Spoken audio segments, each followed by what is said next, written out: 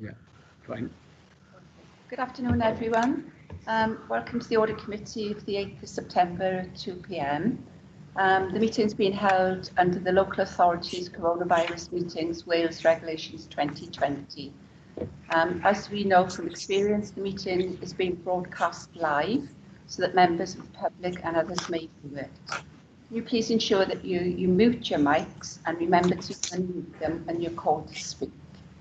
If we can run through the councillor and officer introductions, I'll start.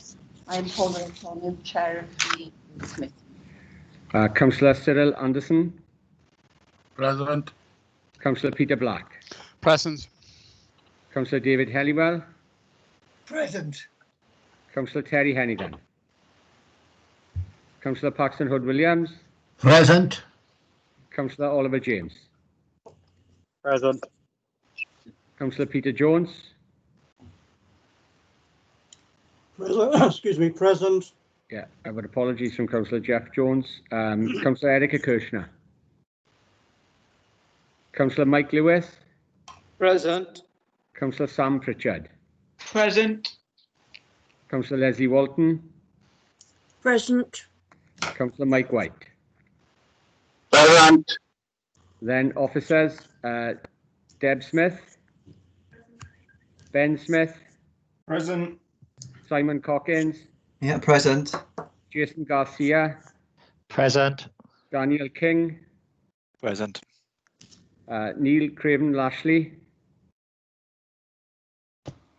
Present. Okay. Nick Davis. Present. Kelly Small. Present. Michelle Davis. Present. Sean Williams. Present. Jeff Fish. Jonathan Rogers. And I'm Jeremy Parkhouse. Is there anybody else I haven't called? Jeremy, I think Jonathan Rogers is present. Okay. Jeff might attend later for his part of the report if possible. Thank you. And I'm Rebecca Edwards, the Deputy Head of Cumglass. Thank you. Okay. And Rachel Roberts, the Office Clerk in Cumglass School. Thank you. Okay, we've had the apologies for absence. You just mentioned that. Yes. Could I ask for any disclosures of interest, please? Paxton. Paxton Hood-Williams. Mute. You're on mute, Paxton. I think he's frozen. I think Paxton is. Sorry, I didn't realise I was muted, but I wanted to declare an interest in respect of agenda item 7 as a governor of Glasgow, please. Yeah. Any other declarations of interests, please? Yes, Chair. Agenda item 6, member of the Port Authority, and also I'm a benefactor of the pension fund. Thank you, Mike. Yes, yes, hello. I'd like to do the same as Mike White, please. Benefactor of the pension fund and a member of the Port Health Authority. Thank you. Sam Pritchard. Thank you, Chair. Can I declare an interest in item agenda 7? I'm a governor of both Grosseith School and Bishop Vaughan Catholic School, which are mentioned. Thank you. Councillor Cyril Anderson. Yeah, same as Mike White. I'm a member of the Port Health Authority, item 6. Thank you. Any other declarations before we move on? No? Thank you. If we can move on to the minutes of the meeting of the 21st of July, if we can take them for accuracy, and then if anyone has comments, we can pick them up. So page 1, page 2, page 3, and page 4. Has anyone got any comments? If not, are we happy to approve those minutes? I ask for I'll move, Chairman. Thank you.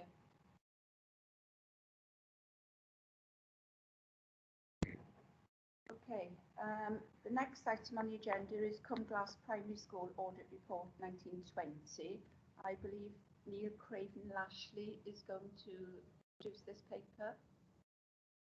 Could I invite Neil in to go through the paper, please? If you can assume we've read the paper and highlight any salient points that you wish the audit committee members to note. Oh, okay. Thank you very much. Can you hear me okay? Sorry, I'm wearing some PPE because obviously I'm sharing an office with my colleague here. Good afternoon, everybody. So you will have read the document, and our school was audited earlier this year. Following from the audit, we had a number of recommendations to implement, which were deemed medium and low risk, or some good practice recommendations. So we set about immediately to put together the action plan to remedy the recommendations, which we obviously shared with our governing body, and began to put remedies in place with immediate effect wherever possible. And then we timelined the other actions accordingly. Now, obviously, in light of COVID-19 and our imposed closure, by the time we had our action plan finalised and approved, we were in February. Then we closed for the week of February half term. And when we returned early March, of course, we were preoccupied with what would happen in light of a lockdown, then the preparations of a lockdown, and then, of course, the lockdown and subsequent closure itself. So the actions were reviewed within lockdown, and I colour-coded them to identify those that have been fully implemented, partially implemented, or to be implemented, so as to make it clear as to where we go next now that we find ourselves back in school and in a position to resume our work on remedying the salient points. Some of these will need a further tweak. For example, some of the red actions, there was an intention to make progress with those during August, but unfortunately my school was closed for the 6-week holiday and handed over to an electrical contractor, and I wasn't able to come on site to make progress, for example, with the audit of our equipment and so on. But now we find ourselves back in school, and my colleague who manages the office for me is no longer shielding, because that was another complicating factor in terms of us being able to make swift progress. I'm confident that we will indeed resume our work and be in a position to sign all of these actions off promptly.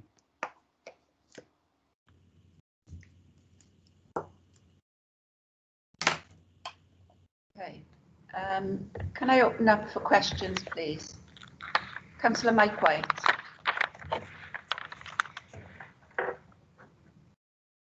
Your mic is muted, Councillor White.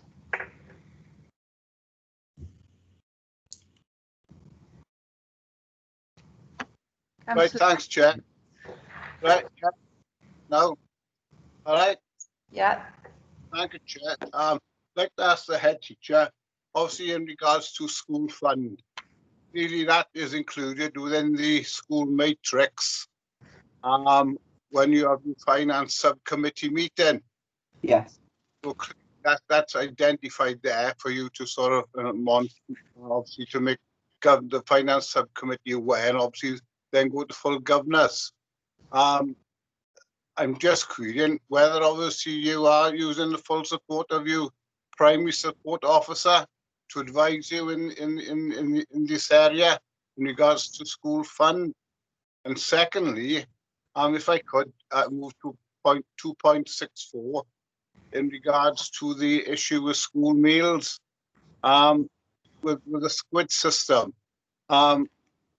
I understand the procedure is obviously that the cardholder will put in the amount to cover the meal, and then if there's any issues with that you could go over, you were obviously made aware that obviously that you need to top up. But my concern is really as regard to staff.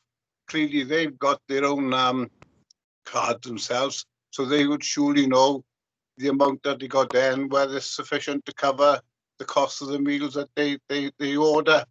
So I was concerned to see that obviously that there was outstanding arrears amongst staff. If the head could perhaps just confirm that obviously this now has been sorted out. Neil, do you want to respond to that, please? Of course, yes, no problem. If I go back to the first query with regards to, yeah, I do enjoy superb support from my PSO, Mrs. Maxine Hicks. She was newly appointed in January of this year, so around the same time as preparing for audit. I had a new PSO, and we enjoy a very, very good working relationship, and she has supported me both within this process and since, and going forward as well. So, so yes, the PSO is a superb resource for us all, and she offers good advice, sound challenge, and also is in a position to support Rachel Roberts, my senior office worker as well. With regards to the squid, since our audit has happened, all debts have been reclaimed, hence why that's now identified as green, as in implemented. And staff who choose to enjoy a school meal have been reminded of the due process. And all of this, of course, has gone to our governing body, going back to a previous comment as well, so that they know the ins and outs of our school fund account. They have determined the document which helps us manage and control the school fund themselves. They've set the spending limit, and all of that has been done and signed off. Satisfied with that, Councillor White?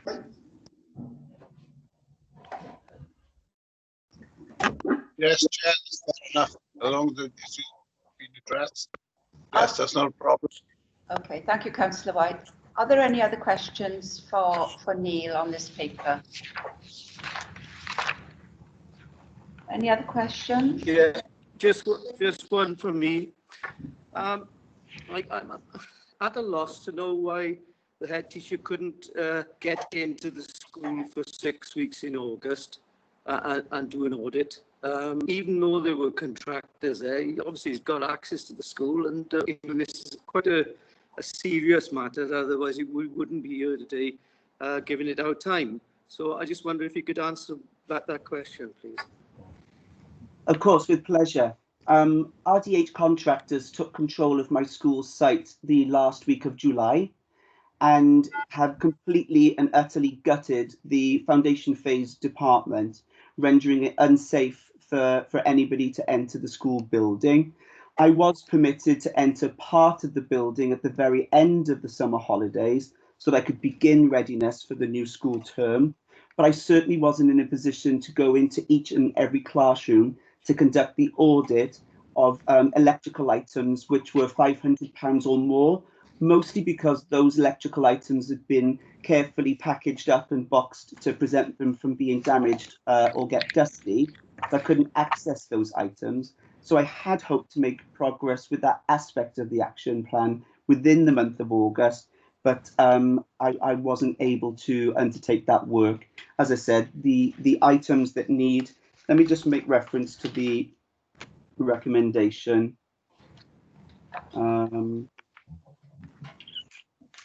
Could you identify which report reference you're referencing?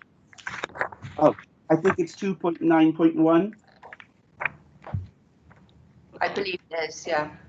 Okay, so so the inventory Excel spreadsheet is established, and I had hoped to have made progress on that, but I simply didn't have access to the rooms that I needed to go into, and I certainly didn't have access to the serial numbers of the items because they've been carefully boxed away for the works. Okay. I've got a hand up for Councillor Peter Black. Yeah, thank you, Chair. Just with reference to paragraph 2.5.5, one of the two signatories on the account you're trying to close is no longer a member of staff. I'm just wondering, has that been resolved now? Have you been able to track down that member of staff and be able to close that account? Yeah, we have the contact details for the member of staff, and hence why that is still identified as red. As I said, we've not been able to gain entrance to the site now for some time. Yeah. But that is a huge priority of ours now this first week of the new school term. Okay, thank you. Thank you. Just one final question from me, please, Neil. Can you confirm you're now fully up to staffing establishment? I noticed you had a couple of new appointments. Is that put your complement of staff complete now? Yes, I have had within the last couple of years a complete change of staffing in the administration office. There was a period of turbulence, but I'm pleased to say that is now settled, and I'm excellently supported by my colleague sitting by my side, Rachel. So yeah, that gives us confidence to go forward with my team. Oh, good. That's good news. Simon, can I ask whether you'll be undertaking a follow-up review of this work? Yes, thanks, Chair. I just put my hand up to step in here. Obviously, the school has been closed for a period of time, and we have postponed any follow-up work until the school is back up and running to give them a chance to implement the points that we've raised. We're probably going to visit sometime in Q3. I think some of my officers have been in touch with both Nick and the head of Pen y Bryn as well to do a follow-up imminently. So we're hoping to report that back to committee in Q3 monitoring report. Okay, thank you, Simon. Okay, if there are no other questions, then can I just thank you, Neil, for attending the meeting today and for giving the assurance and the confidence that you have to the members. So hopefully when we see the follow-up report, it'll be much more positive. So Thank you. If you'd like to leave the meeting, you're welcome to do so. Okay, I wish you all good afternoon. Bye. Thank you very much. Okay, if we move on then to agenda item 5, which is accounts receivable. And Sean, are you going to position the paper? Right, okay. Michelle has put the paper together. I'm happy to run through it. I'm not sure if everybody's had a chance. Sorry, Chair. If you can assume that we've read the contents of the paper, but pick any salient or key points that you'd like us to particularly note, and then I'll open up for questions. Okay, so we had 3 high risk and medium risks that were listed. The accounts receivable team and Michelle herself have put a great deal of hard work and effort into reducing the debt where possible. We're all aware from the last meeting that we had that COVID played a big part, as did the Oracle project, as did new staff. What we've got now is a recovery plan going forward, and that has restarted the recovery work of debtors. The first line of telephone calls is diverted through to the service centre help desk, which frees up some of the receivable staff to spend more time on more value-added tasks around debt recovery. Michelle has also implemented a Teams channel.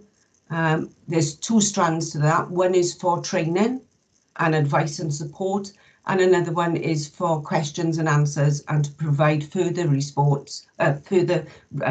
responses to the service departments. I think we're at a position now where we need to have some time to go forward to see what our recovery plan gives us when we restart the Oracle project, because again, that will require the experienced members of staff to move over to make sure that we implement Oracle Fusion and ensure that we have a system that is fit for purpose and also fit for the future. And Michelle, I don't know if you've got anything else you'd like to add? Thank you, Sean. Just that the staff do have targets and priorities set. They don't have a clear direction on what they need to do.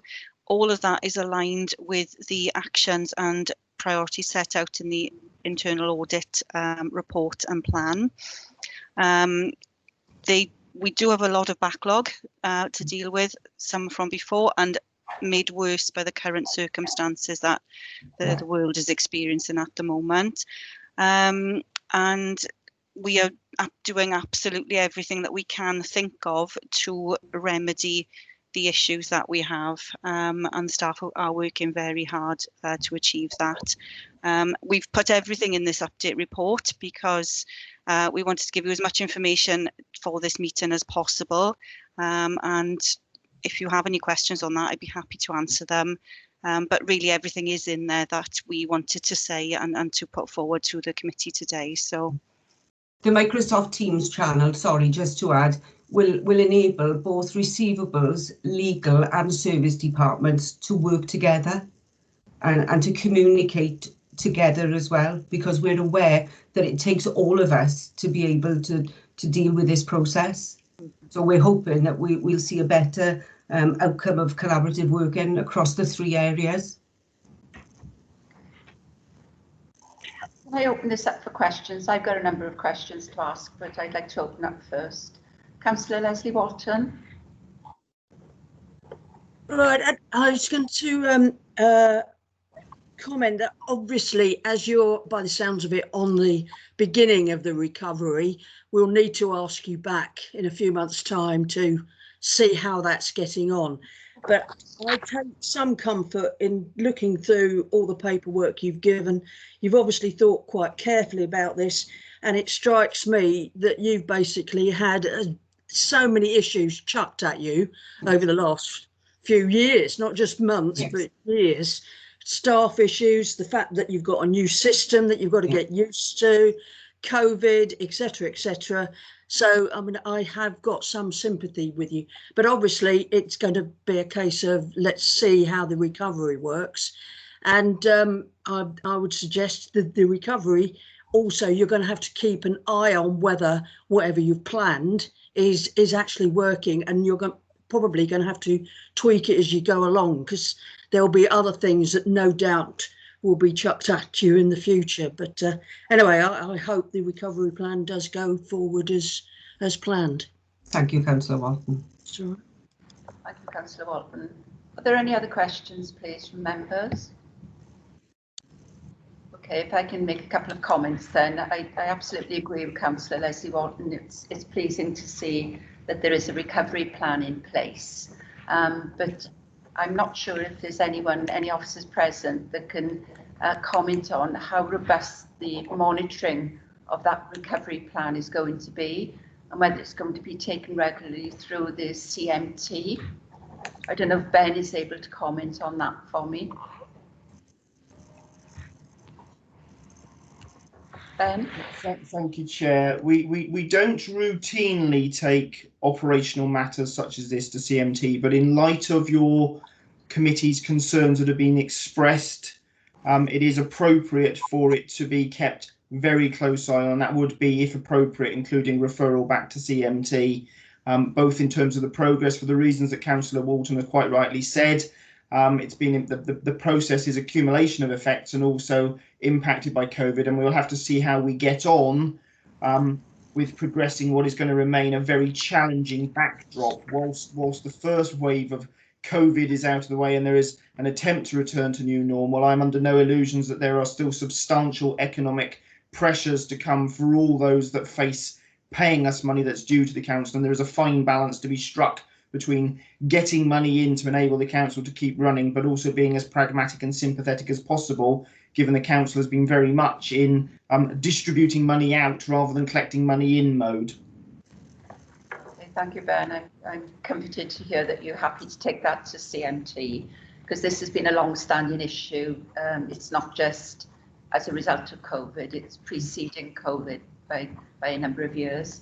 So if you can keep it tightly monitored, that recovery plan, because I found the report a very disappointing report, if I'm honest, for the reason that the resource that's been cut, I've raised also with the Chief Exec, and I've got a meeting with him on the 17th of September to pick that up once again with him, because I think if you've got no resource in Service Directorate, you've got little resource in AR, and then issues in legal, and I'm not confident the recovery plan is going to get the achieved outcomes that you're hoping for, which is why I've asked for the CMT to pick it up regularly.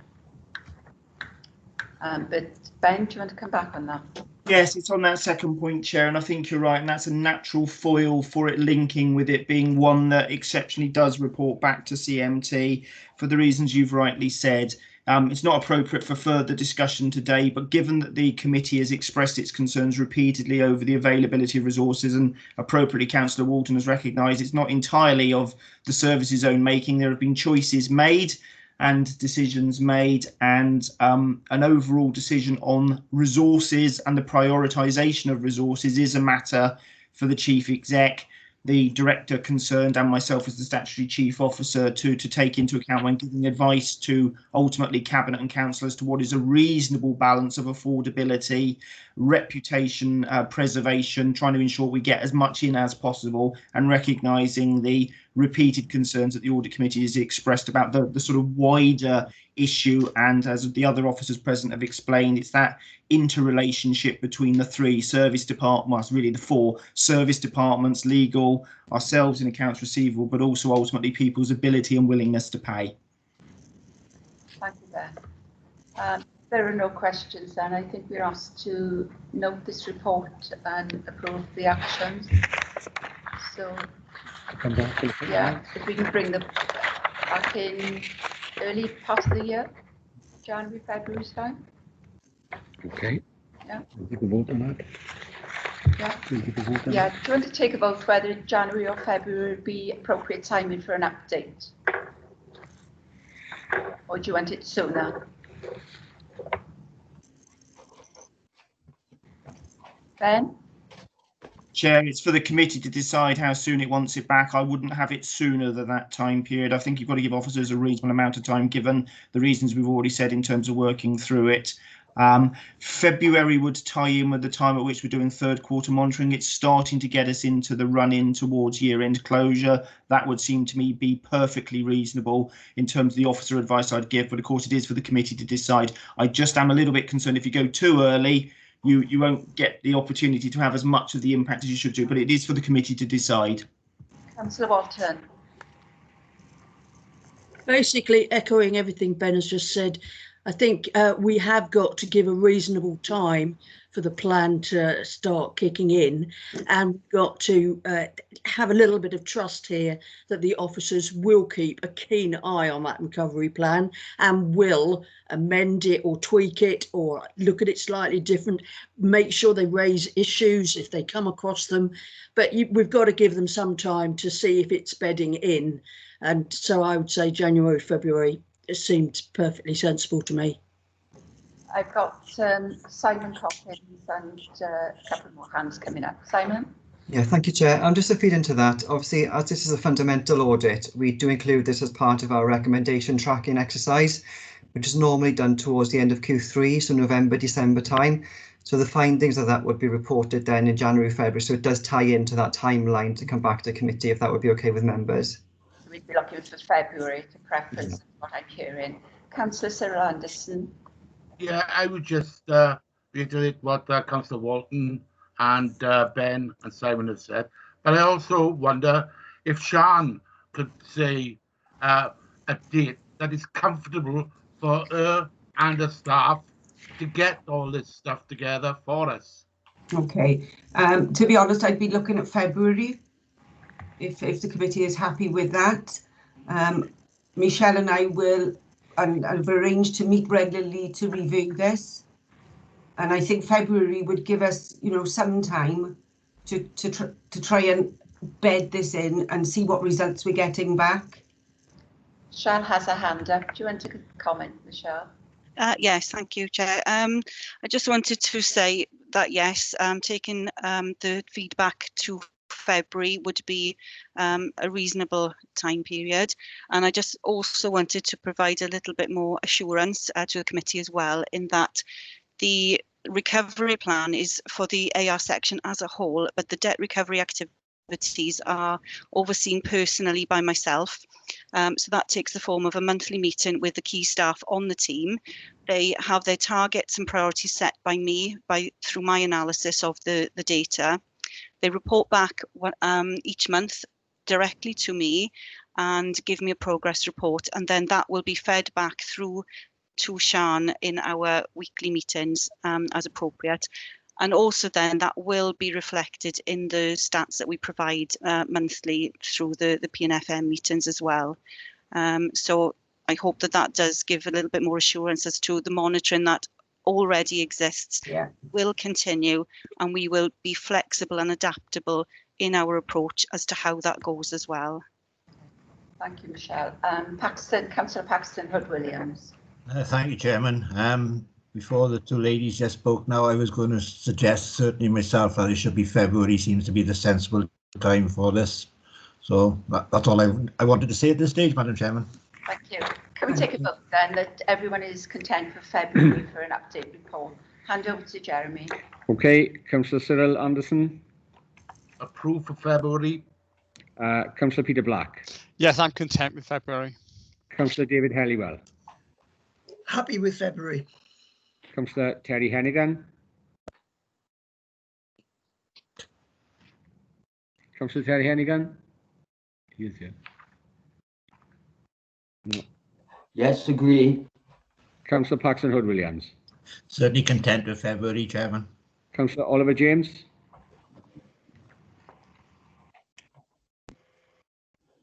Councillor Peter Jones. Agree, February. Councillor Mike Lewis. Yes, I think February is a sensible choice. Thank you. Councillor Sam Pritchard. Yeah, I'm happy with that, Chair. I think it provides enough time for there to be a lot of improvement. Thank you. Councillor Leslie Walton. Yeah, February fine. Councillor Mike White. Yes, fully support a February, Chair. Okay. I've got Erica Kirshner. You have Oh, the she's hand it. up. I didn't realise Erica was there. Yeah, Okay. apologies, Jeremy. I was trying to get to you, but I couldn't. I was late coming to the meeting. But yes, I agree with February. Thank you. Thank you. Thank you, Erica. Can I just thank Michelle and Sean for coming to present that paper? I do appreciate the updates.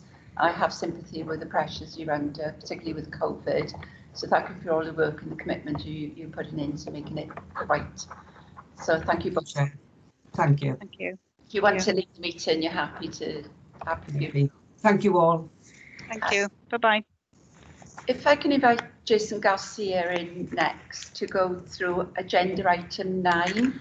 Erica, we talked about taking this agenda item first before the set of accounts, because it'll give us a level of assurance to make the accounts more digestible for us to consider.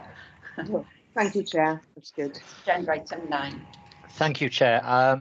Very briefly from me, I'm going to ask Dan to go through the report that you've got, and then between us we'll answer any questions that you have. So I'll just hand over to Dan for now. Hi, Dan. Hi, just checking. Can you hear me okay before I dive into it? Yes, we can. Great. Thanks, Chair. My plan was to briefly go over some of the key points from our Audit of Accounts report for 1920, and as Jason said, both him and I will be happy to answer any questions or comments that you have at that point then. Probably worth starting by saying that the audit this year has been very different to previous years, thanks to lockdown and various COVID restrictions. So undertaking a fully remote audit has thrown up some interesting challenges, and much like most of society, we spent a lot of time on Skype and Microsoft Teams more than ever before. That being said, because of some of these circumstances, it's highlighted probably some opportunities going forward in terms of making better use of technology to support us in delivering against tighter accounts deadlines in the future, namely the 31st of July deadline next year. So it's been an interesting year, certainly from an audit point of view. But we've set out in greater detail the sort of the wider impact that COVID has had on our audit in our report in Exhibit 1 on pages 5 and 6. So there's a bit more detail in the report on that. On the main headlines, we plan on issuing an unqualified opinion this year, which means that in our view, the financial statements do give a true and fair view of the finances of the council for 1920, and that they've been properly prepared in accordance with all the legal requirements and the code of practice for local authority accounting. During the course of the audit, we did identify several misstatements in the draft accounts that were provided to us. We've classified those significant misstatements into two. So those that were corrected by the council are set out in Appendix 3. So that identifies any errors that we found that were corrected in the final version of the statement of accounts. Any errors that remain in the statement of accounts and haven't been corrected are then set out on page 6. And there was only one of those this year. And the reason that remains in the accounts uncorrected is because the value of the error is not material, so it's not deemed significant enough to require adjustment.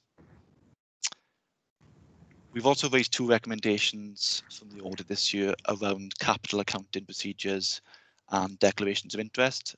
Again, these are set out in Appendix 4 in greater detail. They've both been accepted by the council, and we intend on following up on these in next year's audits as well. Happy to go through those in more detail if you would like, but feel free to raise that at the end. I'd also like to draw your attention to one particular paragraph in our audit report on page 13.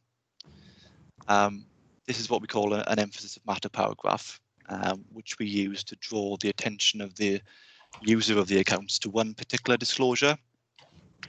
In the accounts in note 34, there are various disclosures around pension assets and pension liabilities, which includes a breakdown of all pension scheme assets within the pension fund at the year end.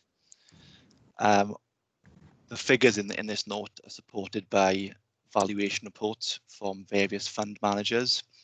And this year we identified that one of these reports included a material uncertainty clause, which is an indication from the fund manager that the valuation at year end has a significant degree of uncertainty attached to it. The council have fully disclosed this clause in their accounts, but we are required to highlight this particular disclosure in our audit report. The opinion is not modified in regards to this, but the paragraph is there to really to shine a light on this particular valuation uncertainty. Again, if you want any further clarification on that, then please flag it at the end, and I'm happy to go into more detail on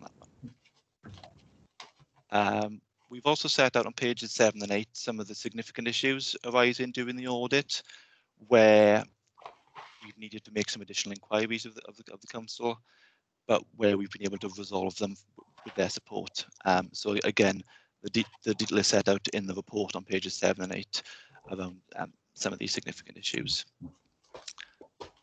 Stepping away from the main conclusions, probably a couple of other points to note at this time as well. We were provided with the draft accounts on the 18th of May. This is well ahead of the 15th of June statutory deadlines for 1920, and it's even ahead of the revised deadlines for next year, which will be the 31st of May.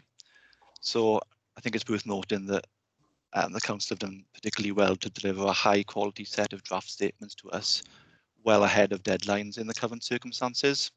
And that's a real achievement and quite an impressive feat, if I'm honest. So we're very grateful for that. Throughout the audit as well, the council officers that we've worked with have been very supportive and patient with my team. And all evidence that we've requested and explanations that we've requested have been provided to us on a timely basis, mainly electronically through emails and use of the shared server that we have. And as I said earlier, we'll reflect on any ways of working that we've used this year to identify any examples of good practice going forward for next year. I think that's probably everything I wanted to cover on the report for now, given that you've all had the chance to read it. Jason, was there anything you'd like to add to that as well? Yeah, just a couple of things, Dan. Thanks for that. Just talking as to where we go from here now for the committee. Ultimately, the plan is that this report and the accounts will go to full council on Thursday. Full council then will approve those accounts, and currently we are planning on having the audit opinion signed as per the statutory deadline on the 15th of September. There is one proviso on that, is during the accounts preparation and audit process, one particular member of the public has made a number of inquiries of council staff and has had a significant amount of correspondence, with them during that process. We were led to believe from council officers that they were likely to contact us and maybe raise some questions or even objections to the financial statements. And that's referred to in the report that you've got there with you. To this point in time, we have not heard from this individual, but the electors' rights date was the 1st of September. That's now passed, but they can still contact us right up until the point that we actually formally close the audit. So fingers crossed that up until next Tuesday, we have no further contact, from anybody.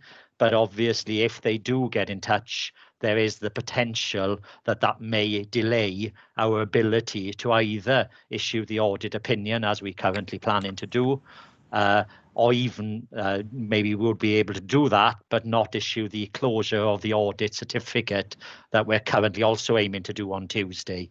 But obviously, if that happens, I'll have conversations with management before obviously Tuesday. But fingers crossed that I would hope that if they were going to get in touch, that they would have got in touch by now. But at this point in time, we have had no contact. But as Dan said, happy to take whatever questions members have. Thank you, Jason. I just assume that you're going to be mentioning that at the full council meeting on Thursday, so the full council are aware of the risk with that individual coming forward late in the day. Very much. I'll be in attendance for Thursday's meeting. I'll quickly go through the report again and we'll mention what I've just said to them as well. Okay, thank you. We're recognising this is going to full council as well, unless there are any questions that are burning that someone would like to raise. We can move into the accounts themselves. Are there no questions? Can I just thank you both for presenting this report, and I'd also like to congratulate both your team and also the finance team, particularly Amanda, in pulling the accounts together in such a difficult situation with the COVID. I think it's a huge congratulations and a huge task for everyone. So a big well done from me for managing to land it. I'd certainly echo that, Chair. Some councils, have only got their accounts to us in the last week or so. So to have achieved what the finance department achieved in delivering into those sort of deadlines and ahead of where you were last year, despite COVID, it would be neglectful of me not to recognise that, and it bodes well, for the future with the revised deadlines coming up. It's an amazing achievement, and the fact that the paper is so positive, with regards to true and fair view and properly prepared is really good news, and we can take a lot of assurance from this report, members of the audit committee, for when we look now at the accounts. Obviously, there are a couple of key points that have been brought to our attention around asset valuation and pension. I understand the pensions committee will take a focus and a view on that. So unless the pension committee refers anything back to the audit committee, I will leave that to the pension committee's roles and responsibilities. And just for an update on that, Chair, the pension fund audit is just started.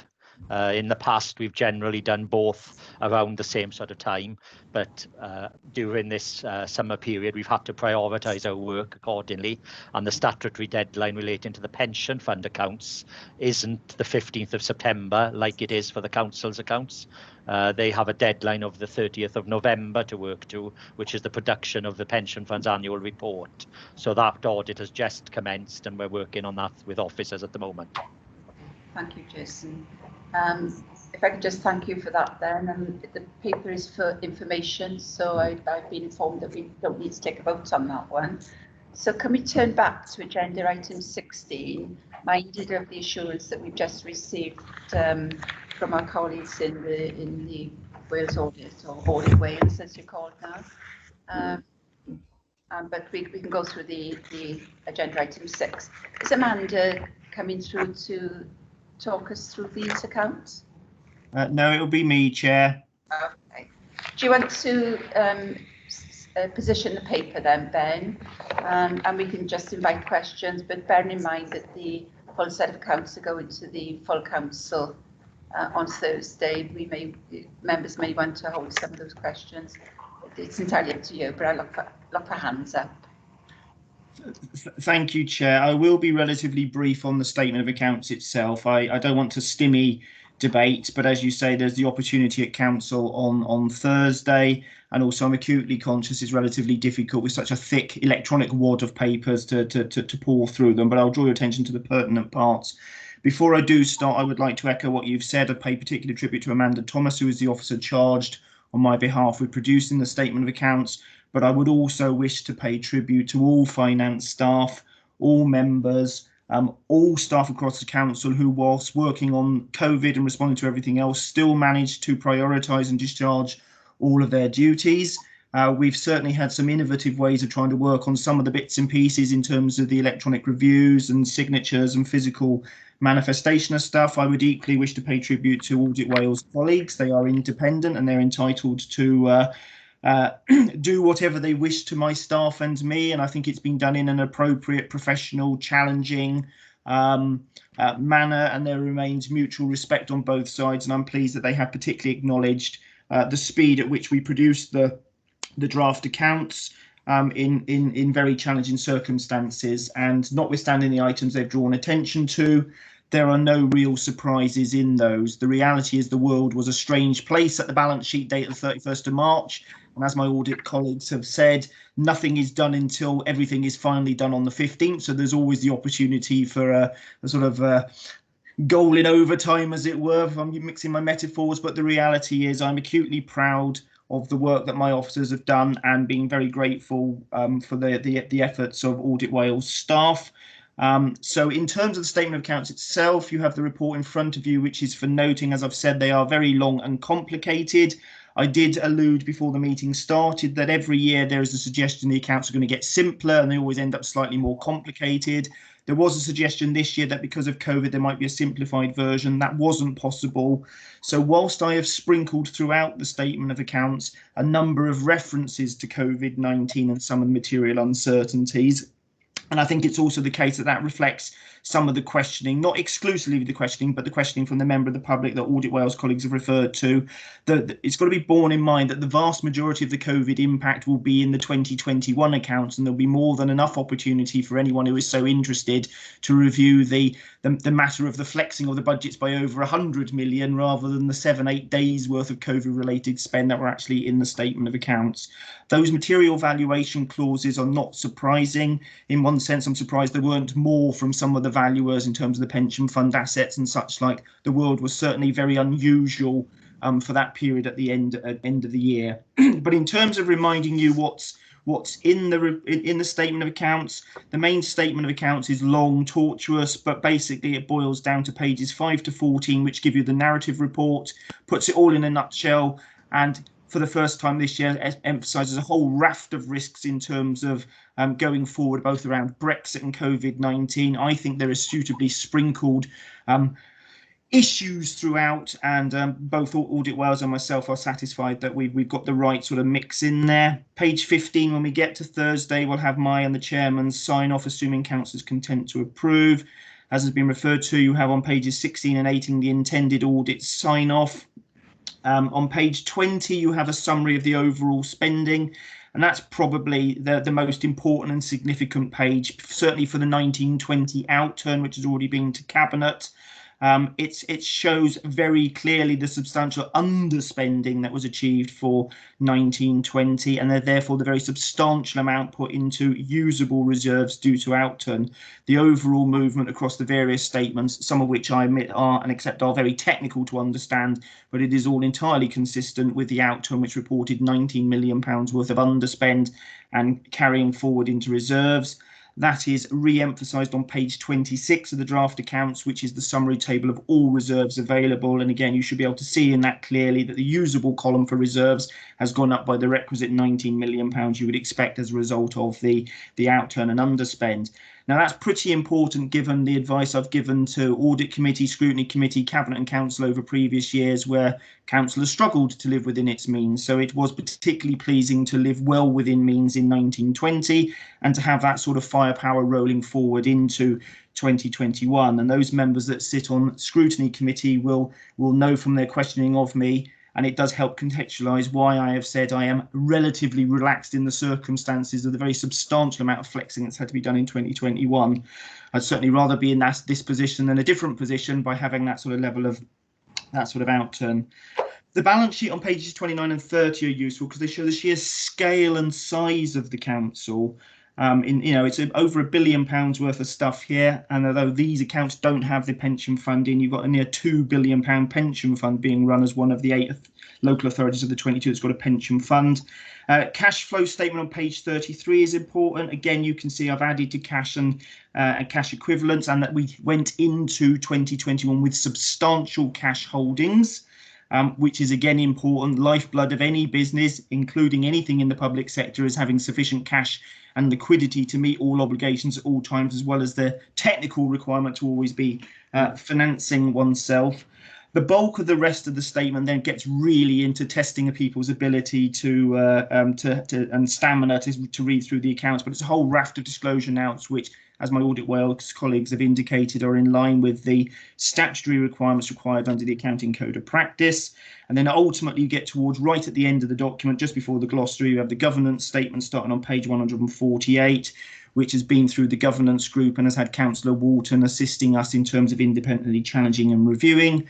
So I take a step back from the overall. I'm deeply pleased and proud of the reputation the council has of having a good ability to produce a high quality set of accounts, and that has been maintained despite the challenges, that we've done it earlier than ever, that we had a good outturn position which has helped our position and response in terms of 2021, and I am pleased with the outcome of the audit report and look forward to Thursday. And like my Audit Wales colleagues, hope that nothing derails it for the following Tuesday, whilst recognising the rights of all public electors to lodge any objections they have. I have personally spent quite a lot of time dealing with the individual who has raised questions. They're perfectly reasonable questions. I have indicated I am hopeful that they will have the opportunity to ask those same questions again, but on a much higher value in 2021, but we will see what comes to pass. I don't particularly propose to say anything else, Chair, because there will be the opportunity to ask questions on Thursday, but I will hand over now if there are any specifics on the statement of accounts themselves. So thank you, Chair. Thank you, Ben. Are there any questions for Ben, please? No, I can't see any hands up. So, no hands up. So again, can I just pass on my congratulations to everyone involved in producing these accounts, and well done. Thank you, Chair. Hopefully everything will go smoothly. Can I ask a nice simple question, Madam Chairman? Yes, go ahead, sir. Ben wouldn't feel right if I didn't ask a question. I don't think so. I better had. Page 25 on the balance sheet, and it is very much a minor point, but how on earth does this council have an intangible asset value of almost £500,000? What assets are intangible do we have? I'm just seeking to scroll through because I'm equally struggling with my electronic copy myself, Councillor Paxton Hood-Williams, to see if I can get anywhere I near. think you've got a different copy to us in terms of page numbers. That may be so. I think I've got the. Yes, I'm probably referring to the. So you can always ask me again on Thursday if the technology defeats me today, Councillor. It's the assets on the balance sheet, it is. Well, there will be notes. There are further notes in the accounts. I'm more than happy you ask me a question. Fair enough, there's no notes to that. I'm still struggling to get there at the moment. I don't particularly wish to delay the committee, but I don't want to prevent you from asking that question, Councillor Paxton Hood-Williams. It's somewhere about page 25, 27 with you, I think. It follows the page from the group movement and reserve statement. Yes, no, I've now got there in terms of the £456,000 worth of intangible assets. I will make inquiries of officers to give you an answer to that. I mean, clearly there was an amount the previous year for a small amount. The accounts are mysterious in terms of some of their interesting arrangements. I will make inquiries. I can't immediately answer that one, Councillor Paxton Hood-Williams. It's always a leading question when you start with, I'll ask a nice, easy one, wasn't it? All right, I'll ask a substantive one now if you want me to. in the sense that if you look at the revenue spending sheets and what have you, yeah, obviously in terms of the income coming in, you will be aware previously I raised concerns about the level of grant funding that we receive. I think within the 370 odd million that we received in terms of other incomes, about 170 million of that is in terms of grants. Just wondering, to a certain extent, or not to a certain extent, just wondering to what degree, obviously a lot of that money comes from Welsh Government, but what percentage of that is not coming from Welsh Government? Because obviously it leaves us exposed to potential people who are making grants at any point in time, changing their mind and saying, no, I'm not going to make that grant. And it does provide a certain amount of risk, Madam Chairman, I think, which we ought to be aware of. Yeah. I think that's a valid point. The vast majority, as you rightly say, comes from Welsh Government. The biggest non-Welsh Government one is one that comes from the DWP in terms of housing benefit grants. But you're right to make the point, because we are always dependent on the whims of grant funders, and there are uncertainties going forward, shall we say, on the wider political stage. It's a point you've well made, and it's one that in the statement of accounts we will continue to reflect the sheer scale of grants. We rely on specific grants, not only the block grants, which is the one that we sort of take more for granted, but even that one can be done on a whim each year. So yes, the council has some sovereign powers in terms of its tax raising ability, but it is predominantly reliant on a whole raft of other funders and their priorities. Peter Jones. Can I just say thank you, Madam Chairman, for the answer? Yes, certainly. Thank you. Chair, yes, thank you. I'm sure Ben would be disappointed if I didn't ask him at least one question in relation to the Wellbeing Act and the Environment Act. And I see in the narrative report, and thank you, by the way, for the narrative report, which I think is the one element within the whole document that I could reasonably be expected to understand. I gave up, I must confess, fighting my way yesterday through the detailed financial document.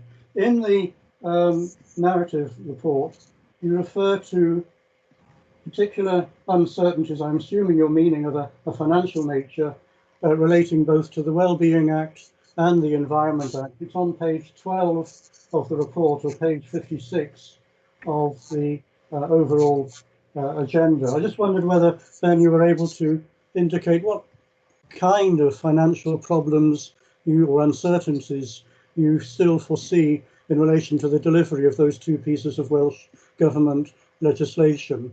I've got a particular interest in the Environment Act, which I think you will know the nature of in terms of a particular post.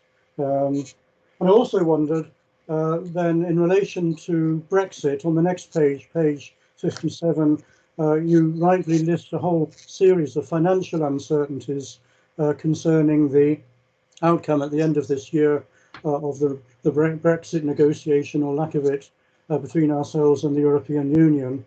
And going into 2021, if the worst case happens, i.e. we leave the European Union at the end of this year with no deal, or virtually no deal, which is looking frighteningly likely at the moment, what do you see as the threats to Swansea Council from that outcome? Thank you. The first one is relatively easy for me to answer, the second one a little bit more politically charged. So I'll start with the first one first. The reason I make reference to those concerns is to some extent relates back to what Councillor Paxton Hood-Williams has said. In terms of some of the obligations and prioritisations, I am always at the whim of what are ministerial priorities, be they at UK government level or Welsh government level. And one of the real risks I have is that as legislation is enacted, there is something called the New Burdens Doctrine, which is meant to ensure that local authorities, both in England through the UK government and in Wales through the Welsh government, are appropriately recompensed for any burdens placed upon them. But it is often tortuously difficult unless a gift bow wrapped grant comes specifically badged as related to one of those additional duties. It becomes incredibly difficult to prove you've been funded for it at all.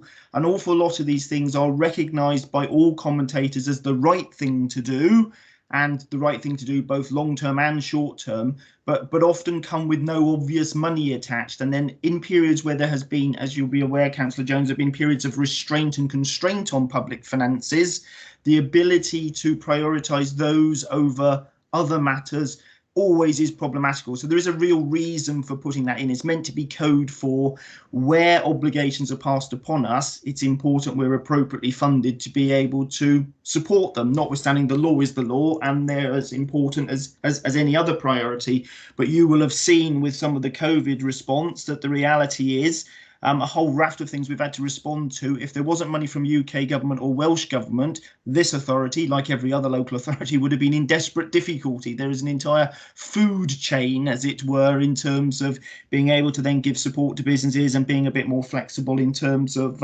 collecting income in.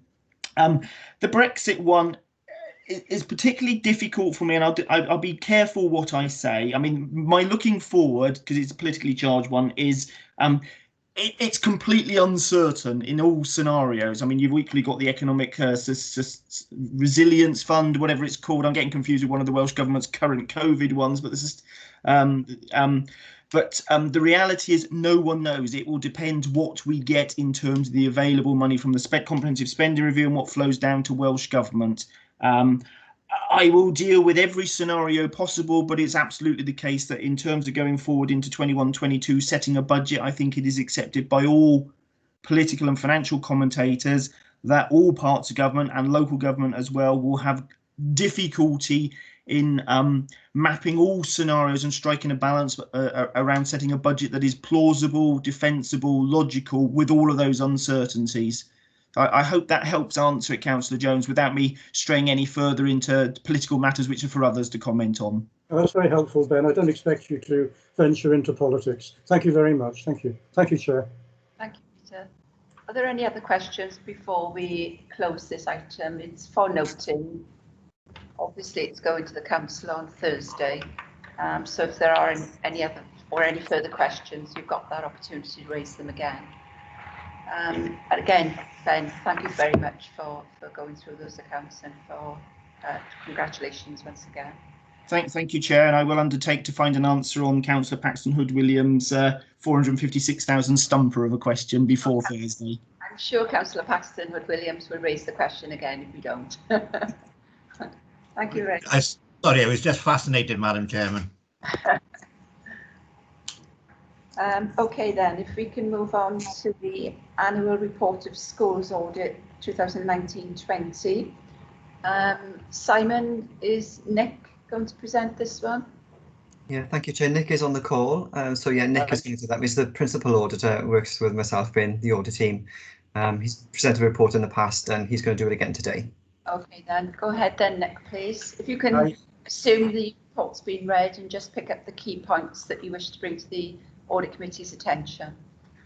Yes, certainly. Hi, and good afternoon all. As stated earlier, my name is Nick Davis and I'm the Principal Auditor for Internal Audit. Just to make members aware and officers, my report comes to Audit Committee on an annual basis, and this report basically gives a summary of the school audits undertaken by Internal Audit for the financial year 1920. And as you rightly say, Chair, the report's for information only. So what I propose to do today is take the approach that I always do and summarise the main headlines of the report and then invite any questions from members at the end. So firstly, members will see from their agenda pack that we are on page 222. And just for information, there's also a number of appendices attached towards the end of the report. So I'll basically dive straight in at page 225 and start off with a summary of our findings. So we audited 25 primary schools last year, and 4 achieved a high level of assurance. 19 a substantial level of assurance, and 2 schools were awarded a moderate level of assurance. We audited 4 secondary school secondary schools during the year, and all 4 received a substantial level of assurance. And we also audited 1 special school that received a moderate level of assurance. So moving on to point 2.5, just quickly, as has historically been the case, procurement and expenditure was the main source of our recommendations made across all the schools. And as you can see in the following tables, 3.6, 4.4 and 5.4, we give you a breakdown really of all the areas that we've reported on. So if we move down to point 3, primary schools, towards the bottom of page 226. For primary schools, a total of 272 recommendations were made, which on average is 11 recommendations per school. And the head teachers have agreed to implement 99% of our recommendations made.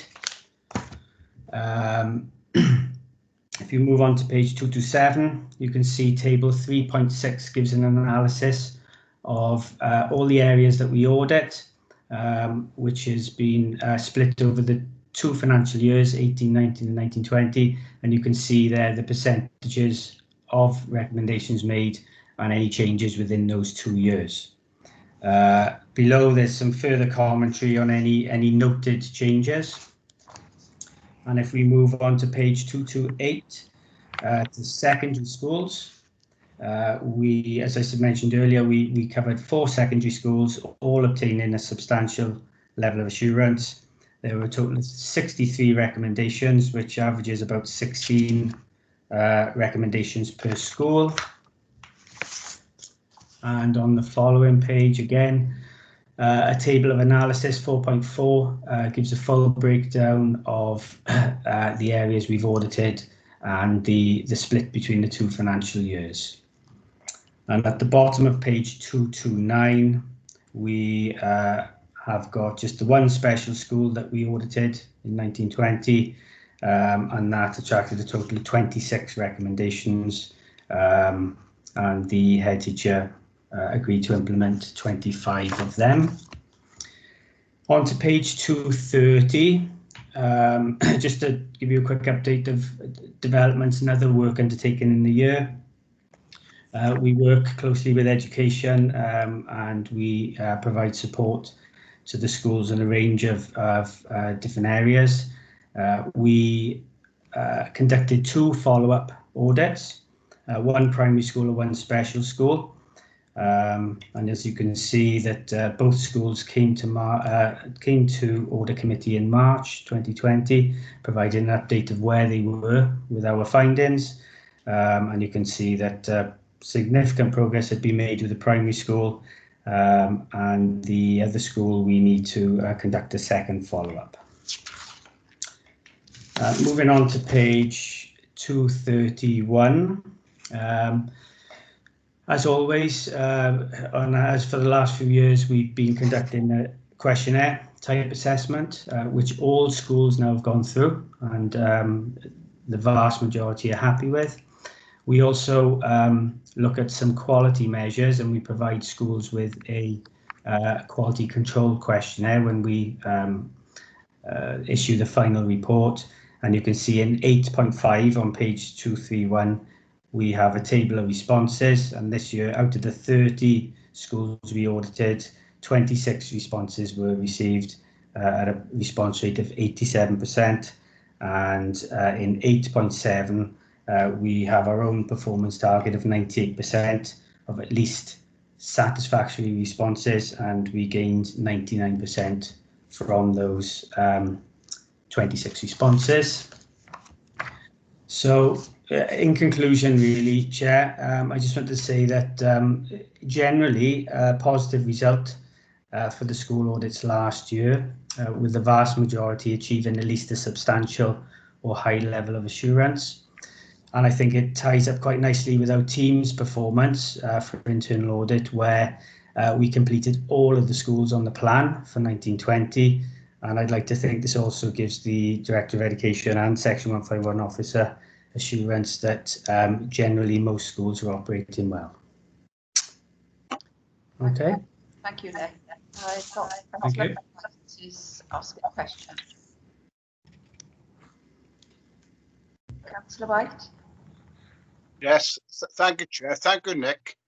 Yeah, again, it looks as if the same two old chestnuts keep cropping up, Nick, in regards to going into the schools, mainly around school funds and procurement.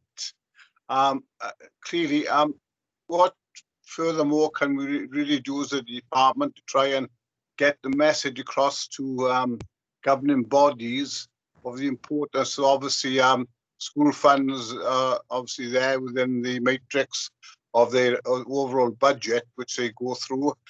Secondly, in regards to procurement, obviously the procedures in regard to obviously getting in tenders and that, because this, you know, even though we've obviously tried to address this, and I gather Simon has tried hard as well, we seem to be coming up with the same sort of two issues all the time there. Is there any way that we can perhaps move forward by getting further information for schools to embed these two issues? Yeah, thanks for the question, Councillor White. Yeah, we've increased our testing with school funds over the last few years. So inevitably, there's probably going to come up with a few more sort of issues that we've picked up. And similarly with procurement, but we do liaise quite closely with Kelly Small and her team and other education and procurement departments. And yes, it's something that we do find coming up every year. We have, I think Kelly could probably give a little bit more information on the procurement side of things, where our council CPRs have been amended and the bands have been increased. And I know we are looking to do that for schools. I don't know if Kelly could possibly come in and give us a little bit of an update on that. Yeah, as you say, the CPRs have changed, and that banding changed from £5,000 to £10,000 being the level above which schools are required to get the 4 written quotes will mean quite a big difference, I think, to schools, because that 5,000 has been in for quite a long time. So obviously that's going to make a change to what's getting picked up now by procurement. As you say, the council CPRs have been changed. So what we're going to have to do now is we're working on like a version for schools, more of a guide really than a CPR, but a version for them to work with. So hopefully that will help. We have been working with procurement as well now on I don't know, sort of advice, giving more advice and guidance to schools, general advice and guidance. And what we have found useful more recently is when Audit are picking things up in particular schools. For example, some of the schools we mentioned, earlier on, we're sharing that then in a weekly newsletter with all schools. Just be aware that this is something you need to keep an eye on. And I think schools are finding that quite helpful as well. For the training that we give, the finance training, obviously in September now we'll have new heads starting again. So this is where we start the round now of asking them if they want to have some bespoke training.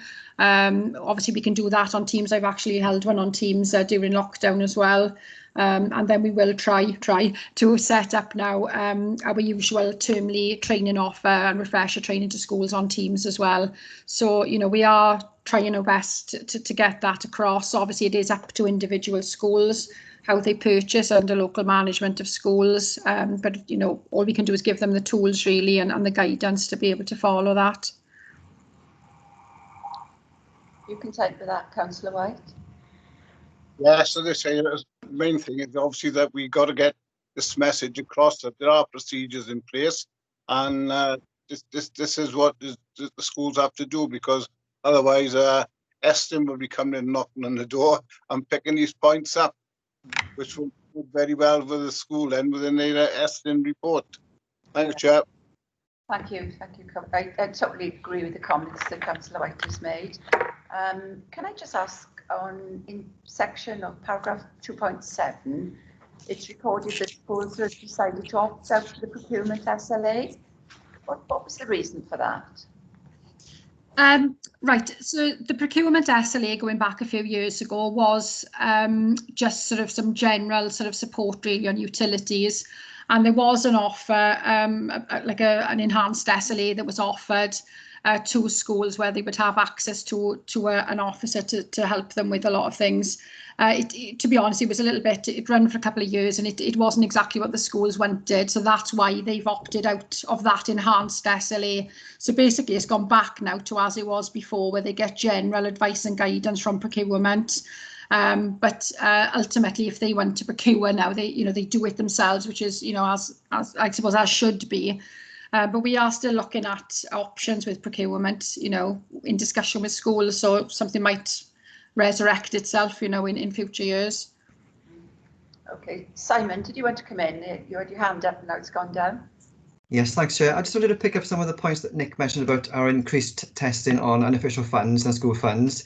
As part of our increased testing, we have put a template constitution together within the accounting instructions. And a lot of the information has been passed on to schools recently in terms of the school bulletin to give them a refresher really in terms of what is required.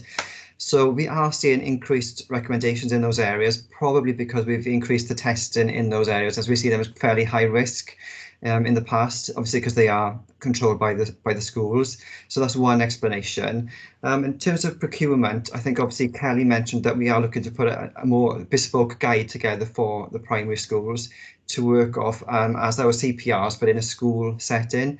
And obviously, I think once that is finalised and rolled out, we would probably look to do refresher training across the board then to get them back on board, because we have found recently in discussions with a lot of the new clerks, the previous round of training sort of missed that refreshed sort of school intake. So some of the clerks we've spoken to recently haven't necessarily got that knowledge. So once we get to a point where that has been finalised, I think it's something that myself and Kelly will get together and roll out some training for the head teachers and for the finance departments in the schools. Thank you, Simon. Councillor Mike White, you've got your hand back up. Yes, thank you, Chair. In regards to service level agreements, Chair, I believe that schools felt that they weren't really getting value for money. And that's probably why they've opted out of the system. Okay. Thank you, Councillor White. Okay, if there are no more questions then, we're asked to discuss and review this report, so we haven't got to approve anything. So can I thank you all for presenting, Nick and Kelly as well, that was very helpful. Thank you very much. Okay, if we can move on, we've got the fraud sanction annual report. Jeff Fish? Jeff with us? It's actually going to be Jonathan Rogers, I'm afraid, Chair. Jeff's not able to attend the meeting today, but Jonathan Rogers should be on the call. Yeah. Jeff sends his apologies. He's had a household problem on in the day, meaning he can't attend. It's just impossible for him to attend. So thank you for the opportunity to present the annual report. You've got the report, so I will go straight into section 4 to look at the key activities from last year. Joint working with the Department of Work and Pensions is continuing to take place. We've increased, even though there's been a reduction in the number of cases, we've increased the level of overpayment in total, and there's been an increase in the number of prosecutions brought through those overpayments. The National Fraud Initiative has been finalised. On 10,000 cases that the authority were given, 10,000 matches, we looked at over 800 high-risk matches. All of those are looked at. With the remainder, we looked at an additional 38% of the non-high-risk matches against what the National Fraud Initiative wishes to look at as a minimum of 20%. There were significantly low overpayments identified, no fraud, which we take as a good thing. Against what is the reported nationally of being £244 million worth of fraud found through the National Fraud Initiative. Due to our significantly low overpayments, we think that obviously Swansea is doing a good job and has robust and resilient processes in place. Just as that is finishing, we'll be starting now NFI 2020 in the next couple of months. We've continued to run fraud initiative sessions, notably a lot in the area of banking fraud within the schools. We've also still attending delivering fraud awareness to the audit committee.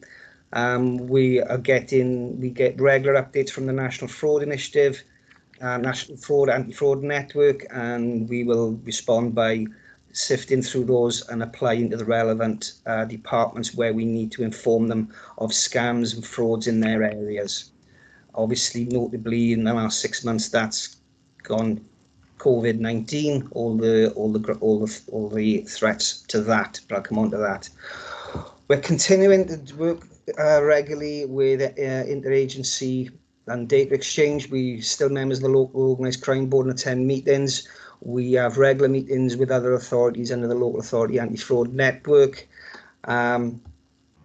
Last year we were basically working a lot with the Welsh Audit Public Accounts Committee. Jeff was a consultant to them, and I spent a large period discussing our fraud work with their auditors. We're also dealing a lot with other local authorities, HMRC and the police, and we received over 469 requests for information which were dealt with. It's a small increase on the previous year, but nothing we can't deal with. There were 9 areas of the fraud plan from 2019-20, of which 6 were fully achieved, 3 not achieved. It's the usual thing that's happened in the past, where the ones which are not being achieved were considering new areas, mainly in procurement and social care finance.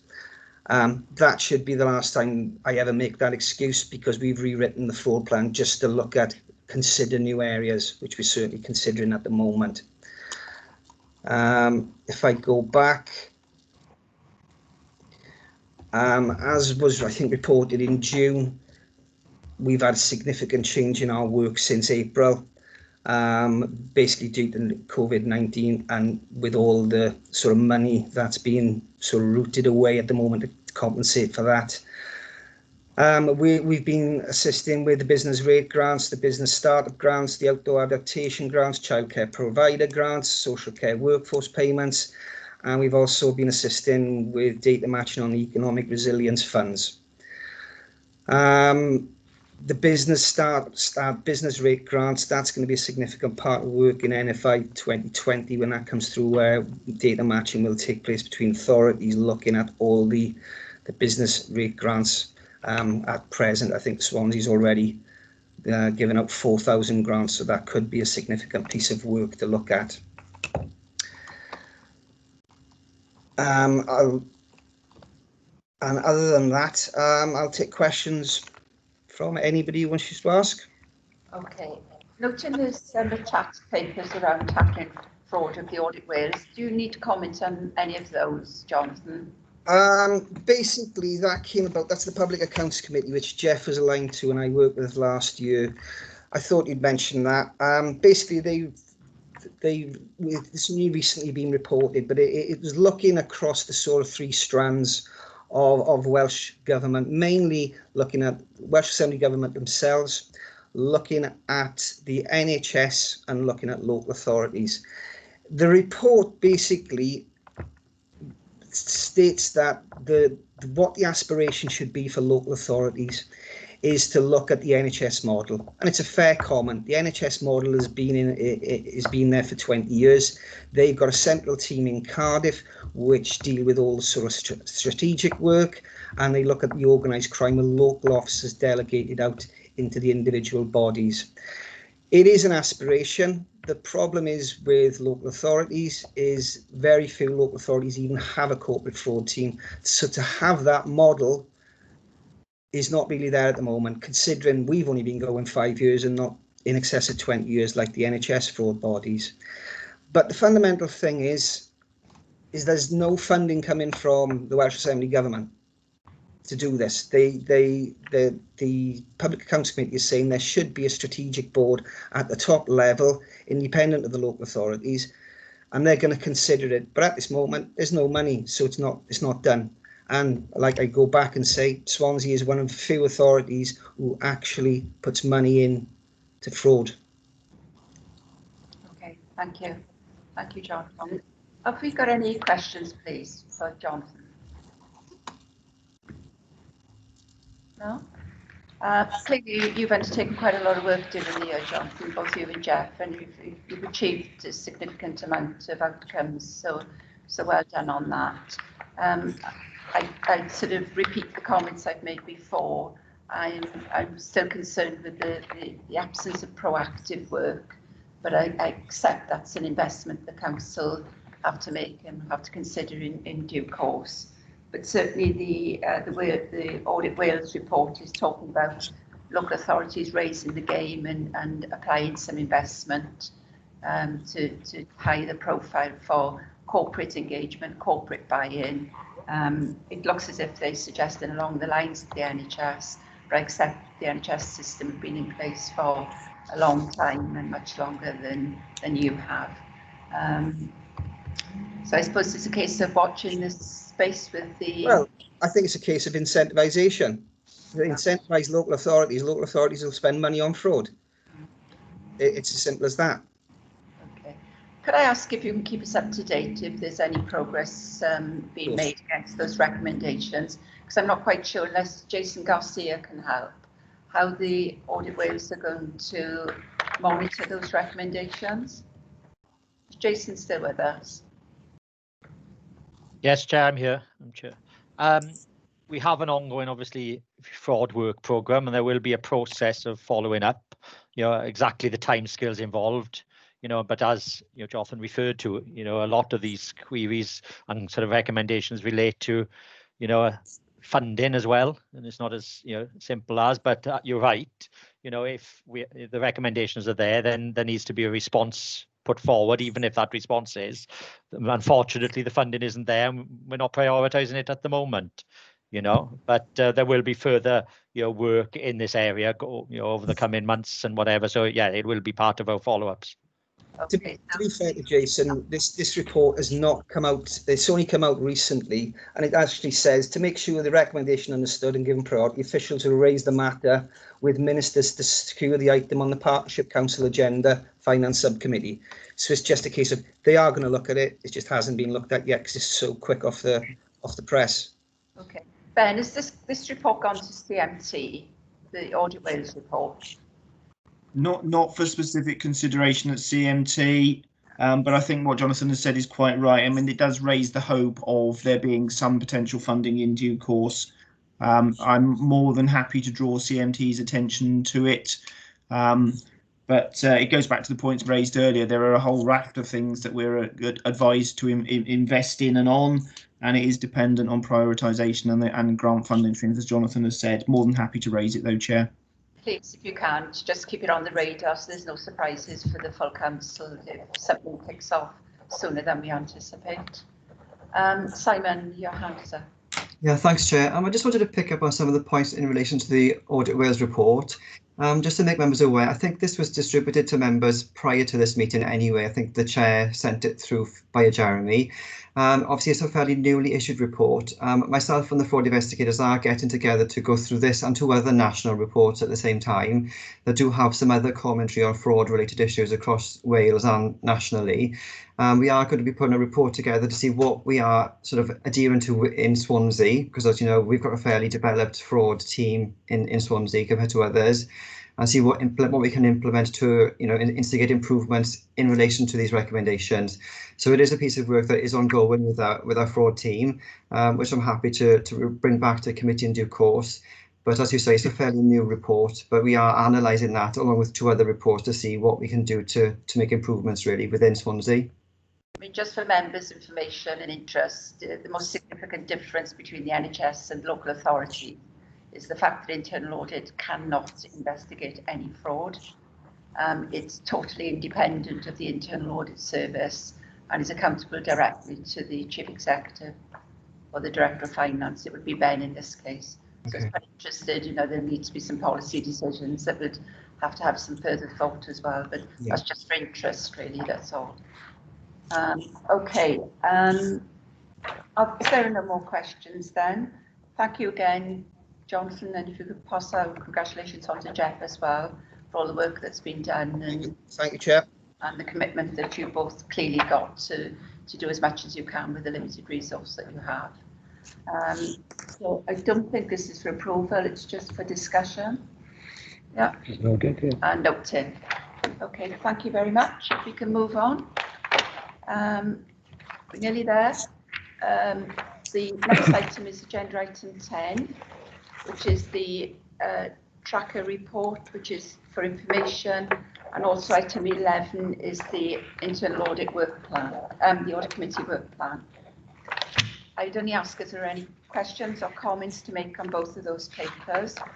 If not, again, they're for information. Any comments or queries on agenda item 10 or 11, please? I think if I can just ask for agenda item 10 on appendix 1, there are a number of actions that remain ongoing or outstanding.